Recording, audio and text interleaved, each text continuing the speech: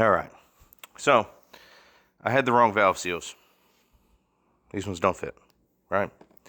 Ordered some new ones from Rock Auto. DHL said they would be here today, and now they're stuck in fucking Cincinnati. So we won't be getting this done this weekend, which is, some bullshit, because I really wanted to get the heads on this motor. But as far as we can go now, we got the old pan oil pump on there. We got the drive rod in there. You can see it sticking out through there for the distributor and for the pump. And we got oil pan on here with a new gasket. This relief valve, the gasket looked pretty bad. And I thought somewhere in here there was this guy. I thought this was the seal for that, but it's not. So I found a crush washer to fit in there.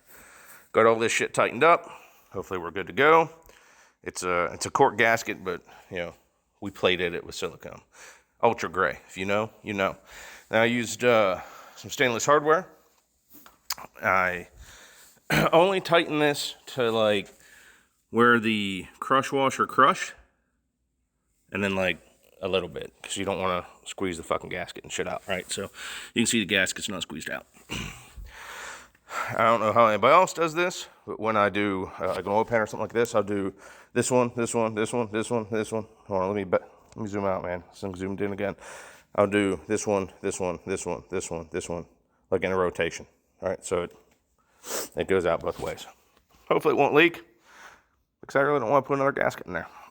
So we're good there. The only other thing we can do is I'm going to throw 2 studs on each side to help me line the heads up whenever they're finally ready to go the fuck on there. And yeah, I'll probably just clean up the deck surface one more time with old trusty microfiber there and some isopropyl alcohol. I've been using this in my sprayer. It works pretty good. So that's where I'm at. I'll give you guys a snapshot whenever I get these studs in. Hold on. All right. Got some studs in here.